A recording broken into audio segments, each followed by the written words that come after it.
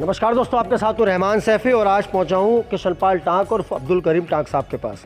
सवाल वही है जो चल रहा है बराबर, जिसके लिए हर कर्मचारी इंतज़ार कर रहा है, कच्चे से पक्के होना। और साथ में कुछ एक ज़रूरी बात भी है जो मैं टांक साहब से जानने आया हूँ। पहले से अपना सबसे पहला सवाल लेता हूँ। टांक साहब, एक सवाल बार बार जो है रह रहकर कर्मचारियों को परेशान कर रहा है। कर्मचारी जो है वर्षों से कच्चे से पक्के नहीं हो पा रहे। आपके हिसाब से क्या वजह है उसको जो कच्चे से पक्के नहीं हो पा रहे?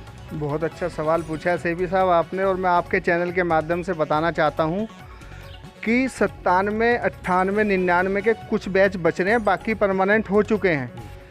कुछ नेताओं की वजह से वो हमें नुकसान हो रहा है, क्योंकि वो उल्टी सीधी कंप्लेंट लगा रहे हैं जिसकी वजह से कर्मचारियों का नुकसान हो रहा है। जबकि आप देखिए जो कर्मचारी लगे हुए हैं उनके पास सब प्रूफ है, उनके पास आईडी है, बायोमेट्रिक आईडी है, ईसीएस नंबर है, सब चीज़ है। लेकिन कुछ स्वार्थी नेता ब्लैकमेल कर रहे हैं लोगों को कि ये काम गलत है, और जो पक्के हो रहे हैं इनके लिए हमारी कार्रवाई चल रही है। हमारे पास सारे सर्कुलर हैं। हम 97, 98, 99, 2006 और डेथ केस के करंट के जितने भी 18 तक 19 तक के लोग लगे हुए हैं उन्हें परमानेंट कराने की हमारी मांग चल रही है डिपार्टमेंट से। ये तो अपनी जगह एक बात हो गई, लेकिन एक जो ज़रूरी बात है टांक साहब, वो मेरे पास आ रही है। मुझे कुछ लोगों ने कहा भी है उसको नेताओं से पूछने के लिए, 2004, 2006 या 98, 96 या 97 इसमें कुछ भर्तियां हुई हैं, लेकिन निगम मना करता है हमने ऐसी कोई भर्ती नहीं के लिए। लेकिन उन कर्मचारियों को बस बात का प्रूफ है कि वो उनकी भर्ती हुई है। ये क्या माजरा पूरा चल रहा है?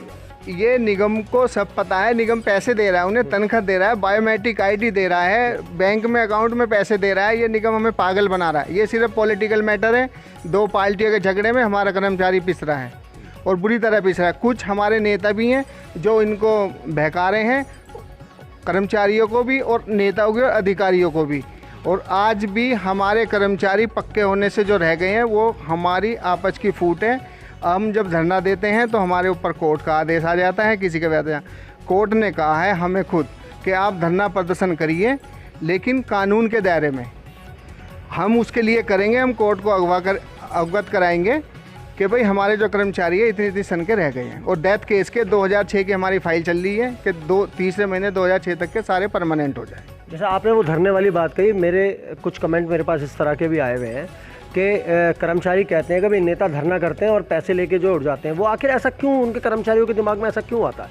सर, ये सिर्फ एक जो दूसरी यूनियन है वो हमारी यूनियन को बदनाम करने की साजिश रचती है। बार बार हमारे को समर्थन देती है, हमसे समर्थन लेती है, और कोई पैसा इकट्ठा नहीं होता है, कुछ नहीं होता, और हमारी जेब से ही पैसा लगता है।